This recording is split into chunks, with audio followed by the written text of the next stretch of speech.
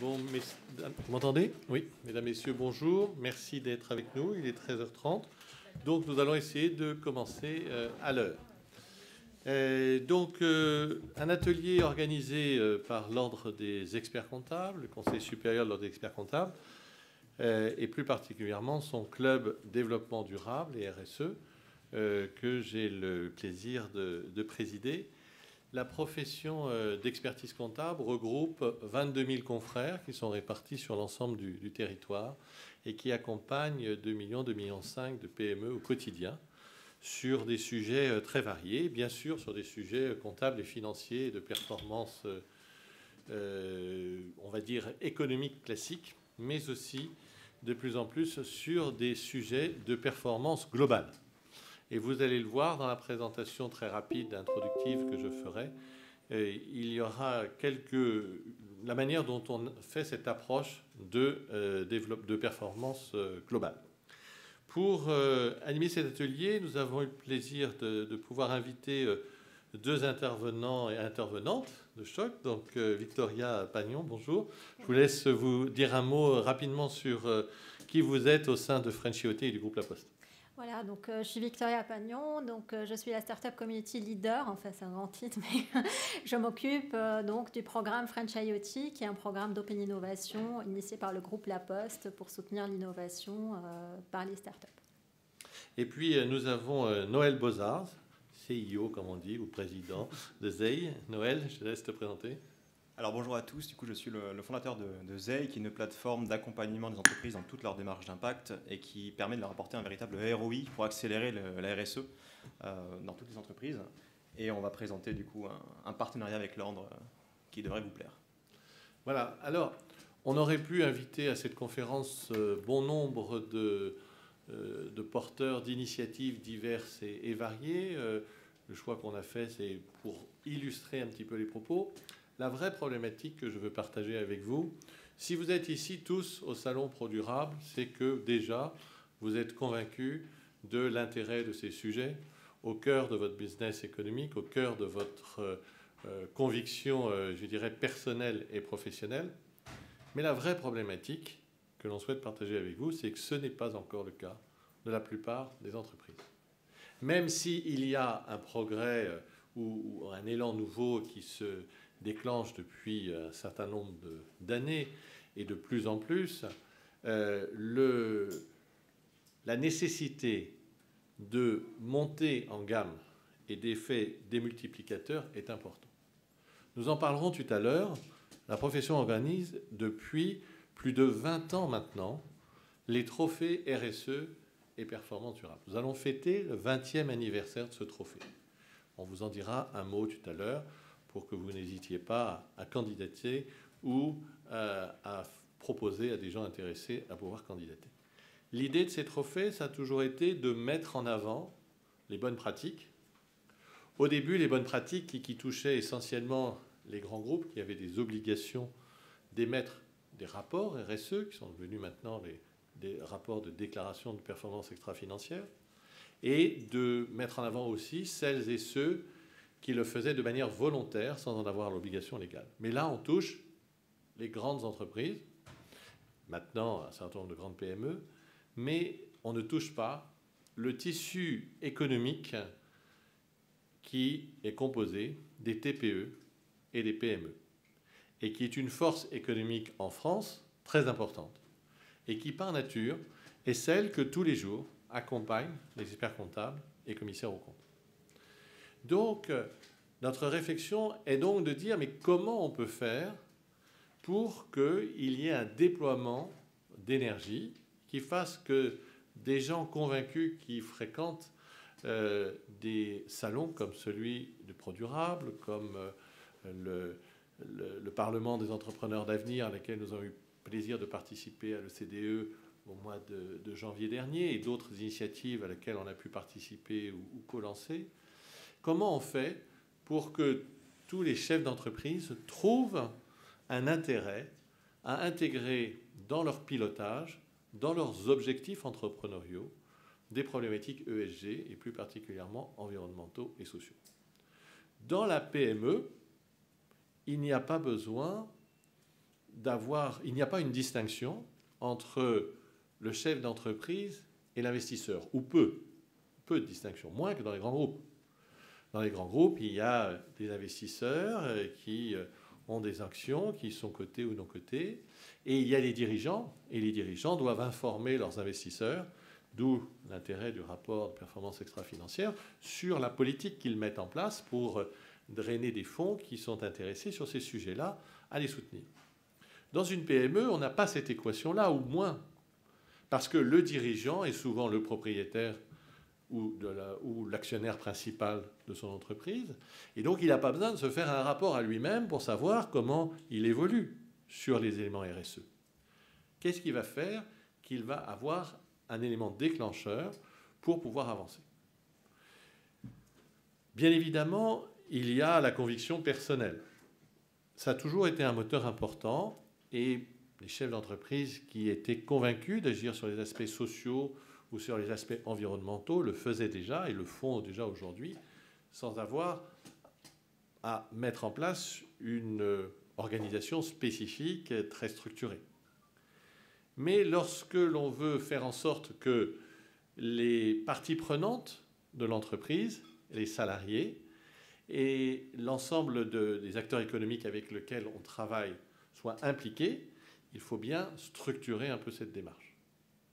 Alors, qu'est-ce qui fait que l'on va se progresser sur ces aspects environnementaux et sociaux? Nous avons, depuis 10-15 ans, essayé pas mal de démarches, et je vous avoue que les démarches étaient plutôt de dire on va les convaincre, on va leur montrer, on va faire des conférences sur l'intérêt de ces sujets-là, mais tout le monde sortait de ces conférences en disant oui, c'est très bien, c'est important de protéger la planète, c'est important d'évoluer. Mais après, business as usual. Et on continuait de travailler comme avant. On a même beaucoup mobilisé nos jeunes confrères et nos jeunes étudiants en leur disant voilà, vous êtes l'avenir de la profession, allons-y. Et j'en ai d'éminents représentants ici qui sont les plus motivés. Mais les autres ne sont pas là. Parce que dans le train-train de la vie quotidienne, une fois qu'on a un job, une fois qu'on a des objectifs à traîner, eh bien, certes, on évolue un peu à titre personnel sur ses comportements professionnels, mais on n'est pas forcément un moteur au sein de son entreprise. Donc, vous avez peut-être pensé que je suis là à vous parler avec un a priori en disant rien ne change, mais c'est bien le contraire qui m'anime. C'est de dire si ça n'évolue pas, comment il faut faire pour que ça évolue. Et un de nos objectifs a été de dire mais il faut éviter de ne parler que environnement, que social, mais bien intégrer ça dans ce qui est la préoccupation quotidienne du chef d'entreprise. Un chef d'entreprise, il gère tous les jours des sujets très différents. Et plus l'entreprise est petite, plus il gère des sujets très différents. Plus l'entreprise grossit, plus il doit arbitrer ce que lui propose ou initier initier des réflexions ou des actions et le faire porter par des gens compétents. Donc notre logique a été de dire, une fois, comment fait-on pour déclencher ces réflexes PME et comment migre-t-on d'une notion de performance financière à une notion de performance globale? Et pour ça, il est important de ne pas limiter ces notions de performance globale aux seuls critères sociaux et environnementaux et de gouvernance. Parce que quand vous parlez de gouvernance à une PME où vous avez un dirigeant et éventuellement avec un associé, c'est vite vu. Mais il faut lui expliquer que ce n'est pas pour remettre en cause cet état d'équilibre, cet état de fait, mais c'est juste pour créer une animation qui va lui permettre de gérer davantage d'initiatives et davantage d'énergie qui pourront être créées par les équipes avec qui il travaille. Intégrer les problématiques ESG au cœur des axes stratégiques du cabinet. Alors, très modestement, on s'est dit, il faut l'intégrer au cœur, c'est-à-dire qu'on a dit, on va prendre une vision sur 6 axes. Alors, on l'appelait hexagonale, ça ne veut pas dire franco-française, mais ça veut dire sur 6 axes principaux, où la partie environnementale et sociale sont des éléments, mais pas les uniques éléments. Bien évidemment, il ne faut pas oublier les fondamentaux. Et une entreprise fonctionne parce que les produits ou les services qu'elle propose sont des produits de qualité et durables. Donc tout ce qui est démarche qualité-produit, sur lequel les chefs d'entreprise nous interrogent aussi régulièrement, sont importants. Et on ne regarde pas que les éléments financiers pour s'assurer que le produit est bon. C'est-à-dire quels sont les outils de pilotage, qu'est-ce qui fait que sur le chef d'entreprise, il a un tableau de bord où il évolue sur les sujets stratégiques de son entreprise. Eh bien, tout ce qui concerne les process métiers sont à intégrer dans la performance globale de l'entreprise. Deuxième vecteur important qui est celui de la digitalisation et de la numérisation. Faire du développement durable sans utiliser le moteur de la digitalisation serait, à mon sens, une erreur, même si on se pose tous beaucoup de questions sur la contribution carbone de la digitalisation des process. Mais très clairement, quand on a traversé une crise sanitaire comme celle que nous avons traversée cette année, nous avons pu voir la différence entre les structures qui avaient mis en place un process de digitalisation avancé et ceux qui ne l'avaient pas fait. Je prendrai mon simple exemple. À titre personnel, j'ai un cabinet, on est 170 collaborateurs répartis sur 6 sites en région parisienne. Et très clairement, au mois de novembre l'année dernière, j'aurais dit à mes associés, au mois de mars-avril, qui sont entre parenthèses des mois très chargés sur notre activité professionnelle, je leur ai dit, au mois de mars-avril, nous allons essayer le télétravail à 100%. Mes associés m'auraient roulé dans le goudron et dans les plumes, comme dans Lucky Luke. Et si un de mes associés m'avait proposé ça, j'aurais fait la même chose. Or, moralité, au mois de mars-avril, nous avons tous été, du jour au lendemain, en télétravail. Et ça n'a été possible que parce que les progrès sur la digitalisation de nos métiers et de l'interface avec nos clients l'avaient rendu possible. Alors que, par nature, on est aussi une activité de rencontre avec les gens et de co-construction avec eux. On a besoin de les voir, on a besoin de travailler ensemble, et pourtant on l'a passé. Eh bien, si je pense que cette étape de digitalisation est très avancée aujourd'hui dans notre profession et sur un certain nombre d'entreprises, eh bien, sur la partie environnementale et sociale, ce n'est pas encore le cas, et il faut maintenant y travailler d'arrache-pied. C'est donc le troisième volet de cette vision un peu hexagonale de la performance globale, sur la partie richesse humaine et performance sociale.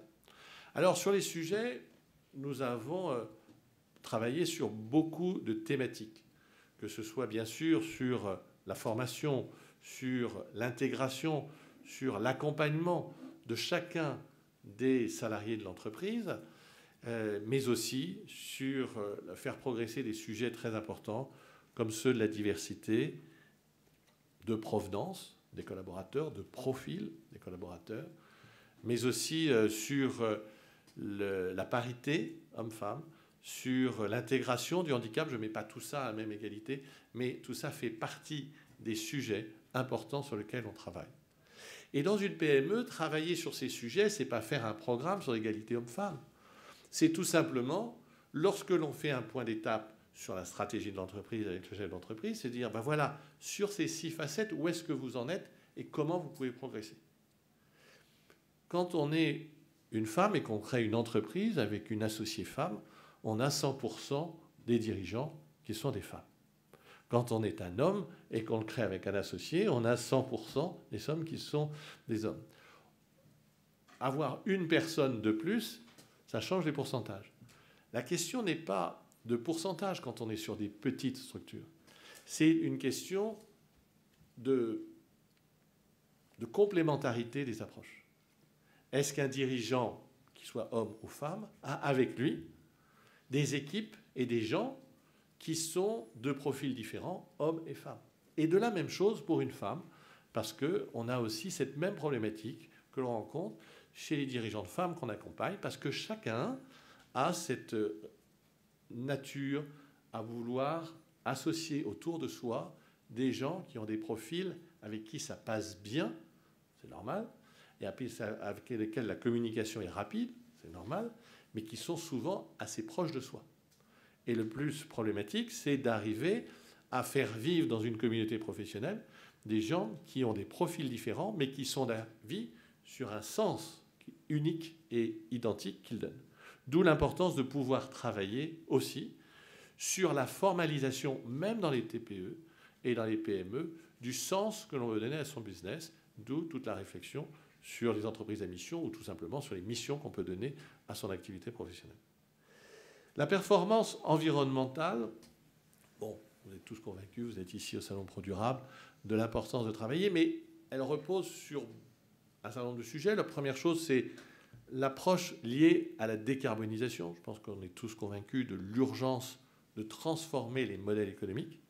Alors, c'est plus facile, encore une fois, quand on crée son entreprise, de tout de suite prendre des dispositions qui permettent d'avoir un producteur d'énergie verte, d'avoir un certain nombre d'avoir des produits éco-conçus ou d'avoir une gestion intelligente des déchets ou de la réduction de cela. C'est plus difficile quand on rachète une entreprise ou quand on a une entreprise qui existe depuis longtemps. Et donc, ce travail d'accompagnement nécessite, sur un certain nombre de sujets, on en reparlera avec Noël tout à l'heure, sur un certain nombre de sujets, de se dire, mais qu'est-ce qu'on a fait sur cette thématique-là, sur la gestion des déchets, sur l'énergie verte, et de pouvoir avoir un tableau qui permet de suivre les avancées. Il ne s'agit pas d'être 100% performance globale tout de suite, il s'agit d'être dans un schéma d'évolution qui permet d'avancer. Mais vous êtes tous convaincus de ces éléments-là. Et si je rajoute pas simplement la décarbonisation de l'utilisation de l'énergie, mais bien des modèles économiques, c'est parce que lorsque l'on passe d'un téléphone portable comme celui-ci, d'une marque à la pomme, qui a un impact environnemental certain, à quelques initiatives que j'ai vues passer au sein de ce salon sur des produits soit de réutilisation, soit avec des process d'utilisation plus longs qui permettent d'avoir un impact carbone à terme plus faible, eh bien tout ça nécessite de réfléchir son modèle économique. Et le problème des entreprises, c'est quand ils ont une activité économique qui fonctionne, eh bien il faut déjà défendre son bout de gras dans un marché compliqué, dans un marché qui subit une crise sanitaire qui conduit à une crise économique et sociale derrière. Donc, franchement, doit-on ou pas passer le cap de prendre en compte en plus ces éléments-là? Ça, c'est une manière de voir. L'autre manière de voir, c'est de dire, ben justement, nous avons vécu une crise sanitaire importante. Il y en a beaucoup d'autres qui vont suivre derrière, de différentes sortes. Je ne suis pas là pour un prédicateur qui vous annonce le malheur, mais au contraire, de vous dire, il est nécessaire de rentrer les entreprises dans leur développement, de leur création à leur développement, dans des conditions de résilience qui leur permettent d'affronter l'ensemble de ces crises. Et on le sait tous, c'est par cette démarche globale de performance que l'on arrive à avoir des entreprises plus résistantes dans l'avenir et donc avoir aussi une plus grosse valeur parce qu'une pérennité plus importante. La performance organisationnelle est aujourd'hui souvent sous-estimée. On parle de gouvernance, on parle de sécurité juridique sur un certain nombre de points, mais la partie organisationnelle et process est un des points, ça se voit moins, c'est moins public, mais avec lequel on travaille le plus avec nos clients. Je prendrai un exemple très basique qui est celui de la comptabilité. Vous pouvez avoir des factures, la plupart maintenant sont dématérialisées, mais on en a encore pas mal sur papier, et qu'on peut avoir un process de digitalisation de ces factures, de reconnaissance automatique, de mise en place, même pour des TPE, de workflow de validation entre tel ou tel décideur dans l'entreprise. Et ça, on le fait maintenant très bien. C'était autrefois réservé aux grandes entreprises. Maintenant, on le fait assez facilement sur des PME et des TPE. À partir du moment où ils ont une certaine organisation, et ceux qui l'ont fait sont très contents de pouvoir le faire, de valider leurs paiements, leurs factures sur leur téléphone portable, sur l'ordinateur, le matin en arrivant, le soir en se couchant. Cette évolution a conduit à changer les process. Sur tous les métiers, il y a souvent, et notamment sur les entreprises existantes, des process qui sont assez lourds. Et nous, on le voit, notamment quand on est commissaire aux comptes et que l'on va faire la validation des procédures pour s'assurer que toutes les sécurités sont mises en place pour que tous les flux commerciaux soient enregistrés correctement en comptabilité. Eh bien, on se rend compte de l'état d'organisation des entreprises où on a encore beaucoup d'organisations qui sont très basiques. Donc, investir dans l'optimisation des processus et la réorganisation fonctionnelle de l'entreprise fait partie des éléments importants de la performance globale de l'entreprise. Et puis, bien sûr, j'aurais failli à ma tâche en tant qu'expert comptable de ne pas intégrer dans cette notion de performance globale les notions économiques et financières. Là, je ne vais pas être trop long parce que je pourrais en parler des heures. Mais ce qui est important, c'est que dans les tableaux de bord, dans les tableaux de décision que l'on donne aux dirigeants, ce ne soit pas simplement la marge qui a été faite, le volume des ventes qui a été fait, ou le résultat net, ou l'état de la trésorerie qui nous a préoccupés et qui continue de nous préoccuper et qui risque de nous préoccuper encore longtemps sur un certain nombre d'entreprises, compte tenu du contexte. Mais c'est important de pouvoir adjoindre à ces indicateurs des notions liées au sujet précédent de la performance digitale, sociale et humaine, environnementale ou organisationnelle. Voilà un petit peu l'approche qui est la nôtre aujourd'hui, eu égard à cette expérience pour essayer de montrer et de dire aux chefs d'entreprise, la partie RSE, la partie environnementale et sociale, est essentielle à l'avenir de votre modèle économique. Elle ne se gère pas en plus, elle se gère à l'intérieur, ça fait partie de votre rôle de dirigeant, et il faut pouvoir arbitrer sur un certain nombre de décisions. Aujourd'hui, vous ne pouvez pas passer à côté de ces sujets-là, mais vous ne pouvez pas servir à 100% ces sujets-là sans servir les autres. Passer à côté du cap de la digitalisation, passer à côté du cap, bien sûr, de la performance économique et financière, mais passer à côté des problématiques sociales et n'avoir qu'un élément environnemental est suicidaire. Donc, si on est dirigeant d'entreprise, c'est justement pour pouvoir faire la synthèse des objectifs que l'on doit atteindre, et c'est ce qu'on essaye de leur expliquer en ayant ce type d'approche qui n'est absolument pas universelle. Nous avons aujourd'hui beaucoup de projets de recherche qui ont pour objectif d'essayer de voir comment les données comptables et financières, complétées d'autres données, peuvent donner un système d'information qui permettrait d'avoir une gestion de performance durable. On a un certain nombre d'initiatives qui existent, même dans ce salon, où on va aller chercher les données comptables, par exemple, pour en faire un mini-bilan carbone, en faisant des éléments comparatifs, etc. Tout ceci sont des initiatives que nous regardons avec beaucoup d'intérêt. Et si vous portez des initiatives de ce genre, n'hésitez pas à venir au Club Développement Durable, à venir nous voir, et nous allons regarder ça avec beaucoup d'intérêt pour pouvoir comment on peut faire avancer les choses. Mais sachez que la comptabilité a été créée à l'époque sumérienne, et à l'époque sumérienne, quand on faisait des échanges de grains entre le Tibre et l'Euphrate, on n'était pas en train de parler du système comptable. Quand la comptabilité moderne a été inventée par Luca Pacioli, un moine du XVe siècle, ami Léonard de Vinci, qui a créé le premier traité comptable d'écriture en partie double, eh bien, il n'a pas créé son système tout seul dans sa chambre.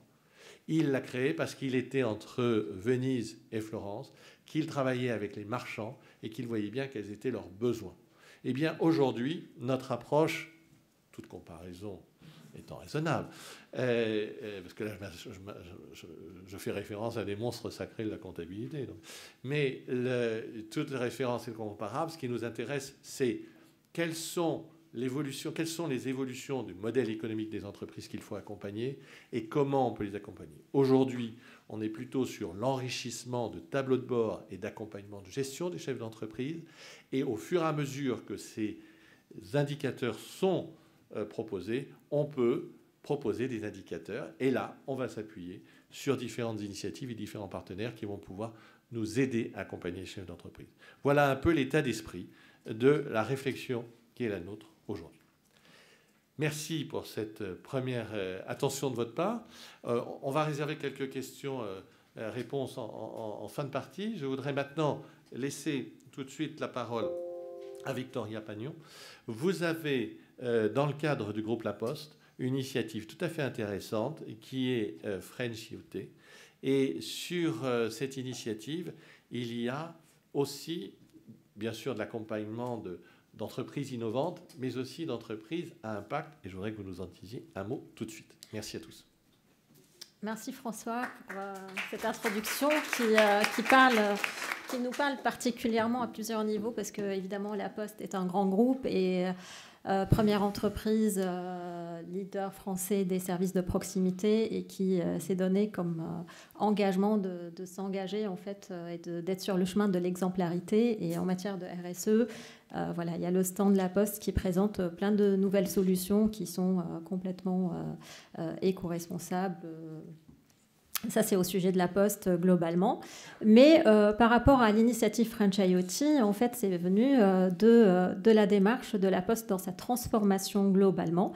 Donc, sa transformation qui s'appuie sur le numérique et la responsabilité sociétale et environnementale comme de véritables leviers.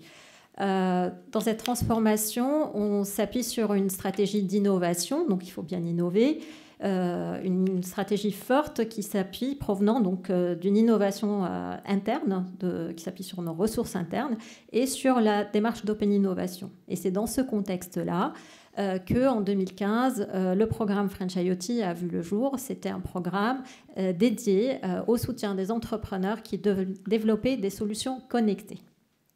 Donc, depuis 2015, on leur propose un programme d'accompagnement pour les aider à retravailler le 360 degrés de leur programme, de leur développement de business et de leurs solutions en vue de, ensemble, co-innover, améliorer nos solutions postales ou bien les aider aussi à adresser la population, enfin les clients, en proposant une simplification de leur vie quotidienne grâce au numérique. Et au fil des années, on a bien constaté que petit à petit, nos startups qui sont purement dans les nouvelles technologies avaient plutôt une mission qui s'exprimait plus facilement, des engagements sur une attention, on va dire, particulière à l'impact qu'ils laissaient en fait en créant, en développant leurs solutions.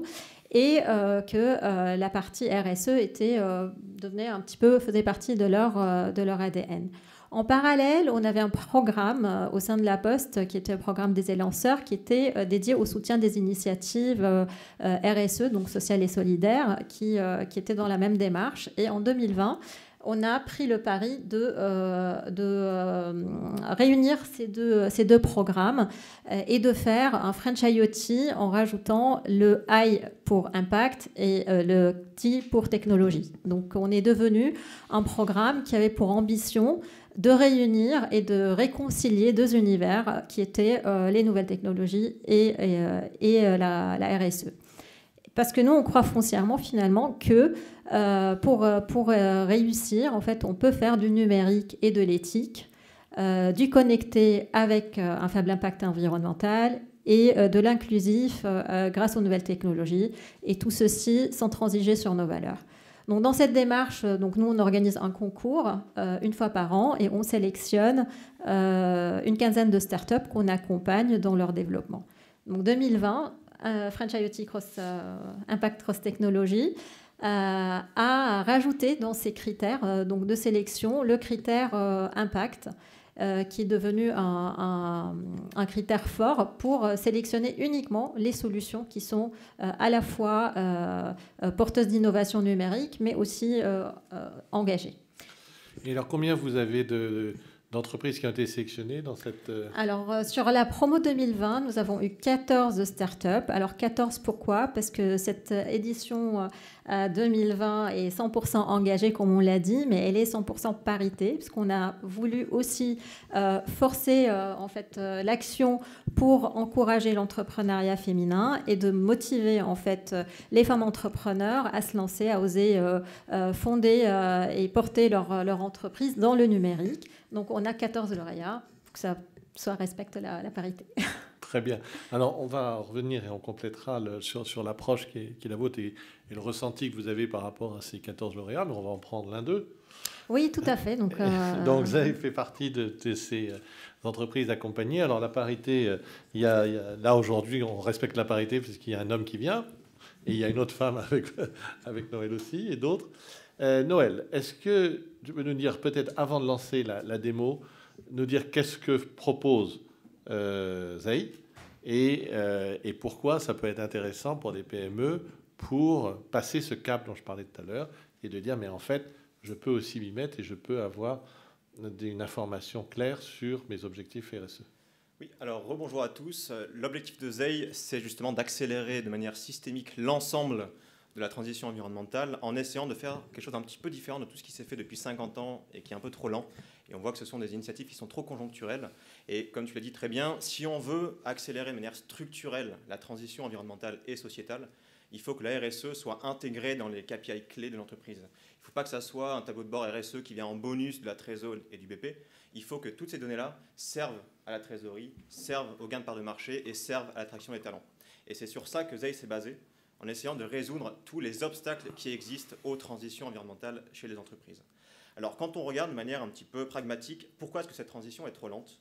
On se rend compte que d'un côté, on a les consommateurs, les candidats, les investisseurs qui veulent agir. Et aujourd'hui, c'est près de 4 Français sur 5 qui veulent consommer avec impact.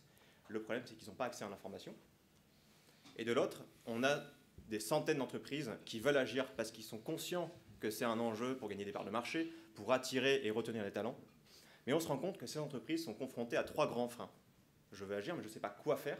Qu'est-ce qui est important pour moi dans mon entreprise, à part les gobelets en plastique dans la cantine. Je ne sais pas comment progresser. Et une fois que je sais à peu près quoi faire, les cabinets de conseil coûtent en général très cher, donc c'est plutôt réservé aux grands comptes. Et le pire des obstacles, c'est que quand je sais quoi faire et que j'ai mis des temps et des ressources dans ma stratégie, aujourd'hui, il n'y a quasiment aucun moyen efficace de le communiquer, de le valoriser pour avoir un véritable ROI. On a des labels que malheureusement pas grand monde ne connaît ou pas assez. On a des rapports RSE que, je ne vais pas dire personne, mais pas grand monde ne lit. Même moi qui suis très engagé, je ne vais pas aller lire celui de la BNP et Société Générale pour savoir où je mets mon épargne, ça ne marche pas comme ça. Et malheureusement, l'entreprise, quand elle va communiquer toute seule, sans passer par un tiers de confiance, ça va être perçu comme du greenwashing.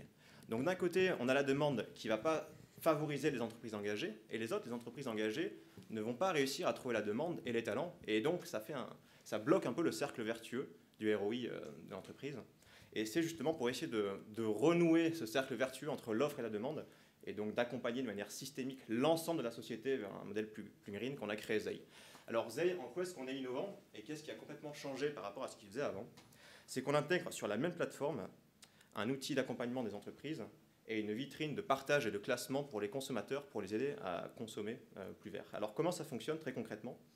On a inventé un algorithme et une matrice qui est capable, dès l'inscription d'une entreprise, de générer l'ensemble des critères d'impact les plus importants sur mesure en fonction de sa taille, ses caractéristiques et son secteur d'activité. Je prends le CIP français, notre algorithme leur a sélectionné le plus gros critère qui est le produit textile durable. La plupart des gens ne savent pas ce que c'est, on n'est pas expert. Sur ZEI, on a la méthodologie transparente pour comprendre exactement quels sont les différents types de textiles durables. Donc même le community manager du CIP français peut se mettre dessus et comprendre les enjeux dans son activité.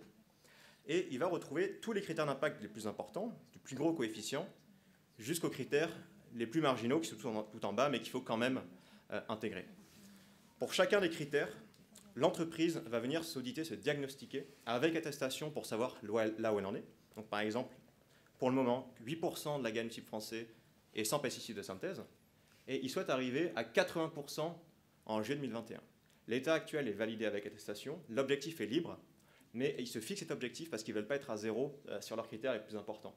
Et on retrouve à la fois les critères qui sont basés sur la réduction de l'impact négatif, mais aussi sur la transformation du cœur de métier pour transformer son offre, son produit, son service vers quelque chose de plus durable. Ça, c'est vraiment la première brique. Qu'est-ce que je dois faire dans mon entreprise? Qu'est-ce qui est important? C'est du sur-mesure pour chacune des marques. Et c'est gratuit.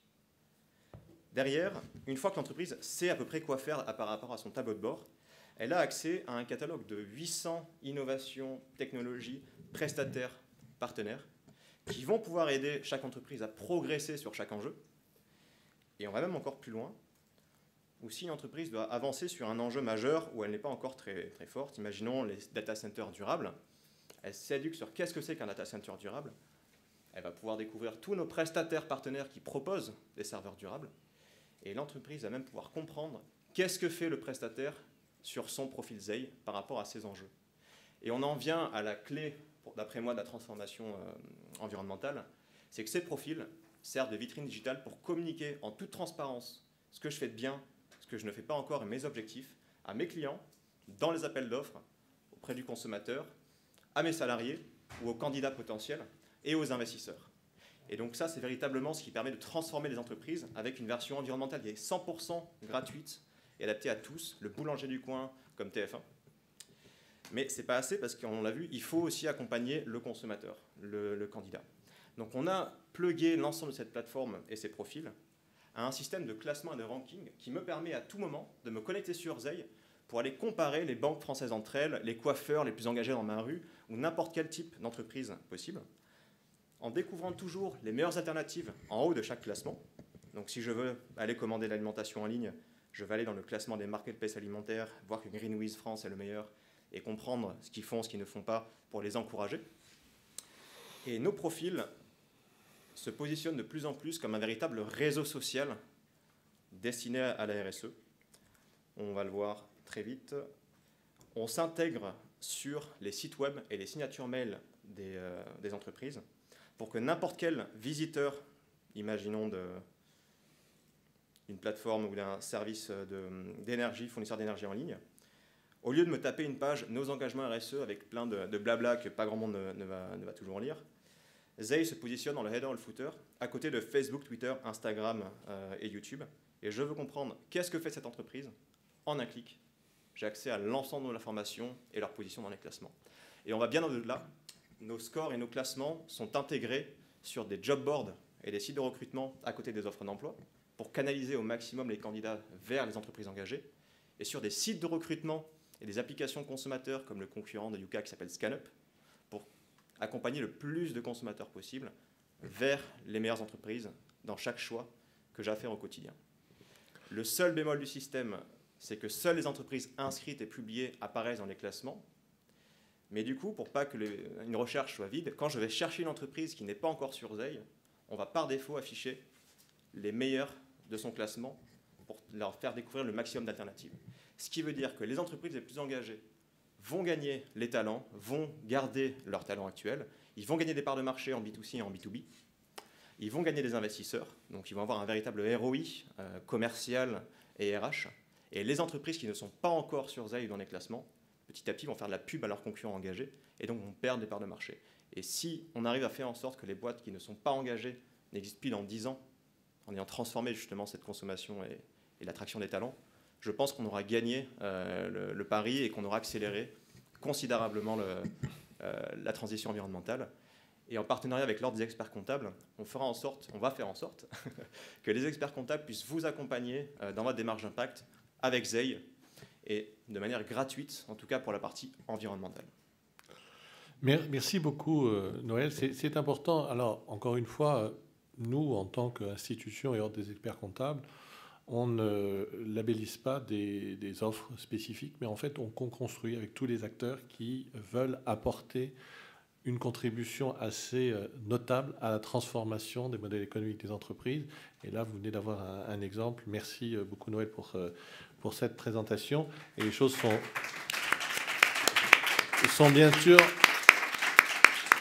en train de développer. Je voudrais revenir vers vous sur quel est un peu le premier retour d'expérience. C'est encore un peu tôt par rapport à cette nouvelle orientation de Franciotti, mais qu'est-ce qui vous marque le plus aujourd'hui dans l'accompagnement que vous proposez de l'ensemble de ces entreprises qui sont des entreprises à impact et que vous avez sélectionnées dans votre programme?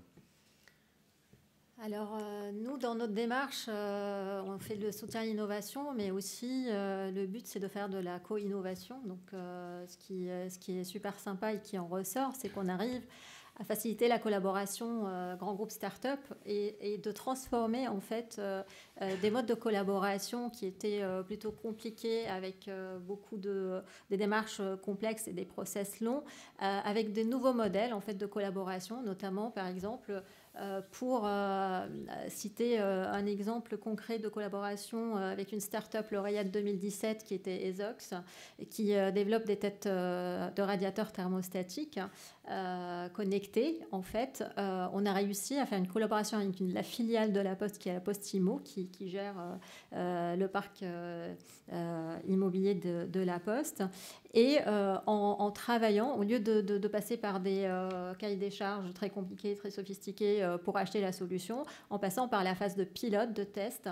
Et on a lancé ce pilote avec 4 sites, 200 unités. Et ça a fait ses preuves. Et aujourd'hui, on a déployé 1500 têtes thermostatiques dans 17 bâtiments.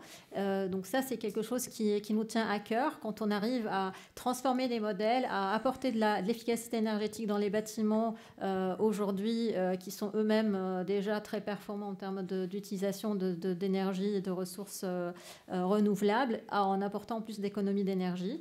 Donc ce genre de collaboration, quand on voit des choses matchées de cette manière, évidemment, nous, ça donne un sens encore plus à notre accompagnement aux startups.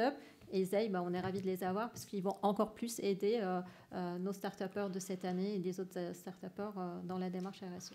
Ça nous intéresse beaucoup d'avoir un peu ces deux échos, à la fois d'entreprises en création, en développement et des entreprises et des groupes installés, puisque en fait, dans notre vie quotidienne, c'est vraiment ce que les acteurs avec lesquels on est, et de pouvoir mobiliser ces deux types de structures est important.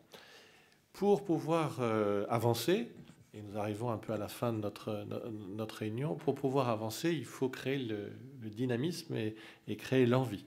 Donc, on va prendre quelques 2 minutes, 3 minutes là pour répondre aux éventuelles questions que vous auriez ou témoignages que vous voulez donner, fût-il bref. Et ensuite, ce que je souhaiterais, c'est que si vous l'acceptez, nous puissions faire une photo collective, que je puisse envoyer à mes 22 000 confrères en leur disant, vous savez, au Salon Pro Durable, il y avait des entrepreneurs fortement mobilisés sur ces sujets. Et puis que vous disiez aussi à vos experts comptables, je suis allé au Salon Pro Durable, j'ai entendu ça, où est-ce que vous en êtes sur ces sujets? Et si par hasard, vraiment par hasard, vous aviez un tout petit scepticisme sur les sujets, vous leur dites, j'ai un bon conseil pour vous, allez au Club Développement Durable, il est fait pour vous. Voilà, ça c'était de la petite pub interne. Nous sommes à l'écoute de vos questions ou interventions ou suggestions. Monsieur. Moi j'ai une question par rapport à la comptabilité en elle-même. Oui. Parce qu'en fait, dans la norme comptable, lorsqu'on achète un équipement, on doit obligatoirement l'amortir, et si on ne l'amortit pas, c'est pénalement responsable. Oui. Par contre, quand on utilise fiscalement. la nature ou l'humain, il n'y a aucun amortissement en fait. Oui. Et du coup, est-ce que vous ne pensez pas que seule une réforme profonde de la comptabilité permettrait de faire accélérer les choses? Alors, je vous remercie beaucoup pour cette question. C'est l'histoire de l'œuf et de la poule. Hein, personnellement, je ne crois pas que pour générer une dynamique d'ensemble, de transformation des entreprises, ça se fasse uniquement par le service comptable. Et c'est un expert comptable qui vous parle et qui vous dit ça. Je suis tout à fait convaincu de la nécessité d'améliorer les modèles comptables qui existent. Mais la problématique que vous annoncez sur j'ai mon investissement, le coût est réparti sur plusieurs exercices, je fais de la formation de mes collaborateurs, le coût n'est pas amorti sur plusieurs exercices. Ça, c'est la vision comptable à des fins fiscales. Les charges qui sont déductibles, pas déductibles. Ce n'est pas une question pénale, c'est une question surtout fiscale. Rien ne vous empêche, dans une comptabilité, une compréhension de vos objectifs de développement durable, d'avoir une vision pluriannuelle de vos dépenses. Et très clairement, quand on fait l'analyse des richesses humaines ou des ressources humaines, pour prendre un terme plus classique, et qu'on parle de la formation, le plan de formation, on ne le fait pas sur 1 an. On le fait sur 3 ans. Quels sont les objectifs? Quelle est la transformation de l'entreprise? Comment il faut accompagner? Si on parle de la digitalisation, parce qu'on a beaucoup parlé de ça ces 10 dernières années, eh bien, c'était quel est le coût de la non-digitalisation. Moi, j'ai un confrère qui m'a appelé et qui m'a dit qu'il avait fait, monsieur d'un certain âge, qui avait son cabinet et qui avait fait la moitié de ses salariés étaient en chômage technique en période Covid. Et j'aurais dit, mais c'est pas possible, qu'est-ce qui s'est passé? Il m'a dit, mais j'ai pas passé le cap de la digitalisation. Je l'ai pas fait. Et mes clients non plus. Et là, on voyait très clairement que dans tous les métiers, ça peut arriver. Et donc, former, par exemple, ses collaborateurs à ces éléments de digitalisation, ça va être des charges qui vont être passées sur l'exercice, oui, mais vous, ça va être un investissement, de la même manière que quand vous faites de la publicité, de la même manière que quand vous décidez d'investir sur un marché, de fabriquer des produits, et que ce sera un peu long à investir. Donc, oui, vous avez raison, il faut travailler, et nous travaillons sur des modèles économiques et des modèles comptables qui tiennent plus compte de ces éléments-là. On parle beaucoup des systèmes liés à au capital immatériel, à l'ensemble de ces sujets, et on travaille sur des choses. Mais aujourd'hui, ça fait 10 ans qu'on travaille sur ces sujets-là, mais aujourd'hui, on voit que ce n'est pas le moteur qui permet de faire la transformation. Donc, du coup, nous avons ce double axe de travailler sur ces modèles matériels de pilotage, de gestion, et surtout sur la nécessité d'intégrer ces éléments de développement et de transformation des modèles. Aujourd'hui, si quelqu'un dit, dans mon outil de production, je vais prendre des matières qui sont plus facilement recyclables, etc., ce n'est pas pour des questions comptables qu'ils vont prendre ces décisions, c'est parce qu'ils veulent convaincre un marché, ils veulent intégrer leurs produits dans une dynamique qui est nouvelle. Donc ce sont deux schémas que nous faisons avancer de manière parallèle ou concomitante, mais qui l'une ne remplacera pas l'autre. Je pense que pendant très longtemps, on a dit il faut plutôt un sujet, plutôt tel autre. Et en fait, je pense qu'il faut avancer de manière parallèle. Nous arrivons à la fin. J'ai une gentille hôtesse que je ne vois pas parce qu'elle est masquée, mais qui me dit qu'il faut arrêter. Si vous en êtes d'accord, et pour motiver encore plus nos 20 000 confrères qui sont en France à vous accompagner sur des sujets de performance financière, mais aussi performance globale, je vous propose qu'on fasse une petite photo. Si vous voulez juste vous lever, et puis nous, on va se mettre de votre côté, vous mettez ici. On va se mettre là, on va remettre nos masques, nous, parce que... Les photos masquées, on vous reconnaîtra pas. Mes grands talents de photographe. Voilà, là, vous pouvez monter sur la chaise. Oui, imprimer du papier. Je suis fait dans les clubs de cuisine. Vous leur envoyez un signe fort. Attendez, hein. Hop. Oh là là, c'est risqué, hein. Bon, vous le voyez ou pas? Oui, bah alors vous faut serrer un peu quand même, hein. J'ai pas un truc de pro, moi, hein. Vous allez tout me faire faire, hein. Non. Oui, je vous fais faire tout plein de trucs, je sais. Voilà, c'est comme ça parce que vous avez une vision grande. Voilà. Allez. Alors on y va. Allez, mais vous, un peu de dynamisme quand même. Allez, ouais. Vive la RSE. Bon, bah un peu plus dynamique alors. Alors, un peu plus dynamique. 1, 2, 3. Oui. Voilà. Bon, je vous souhaite un bon salon à tous. Les médecins, mais tant pis. Bon, je vous envoie plein de photos, vous voyez, vous triez.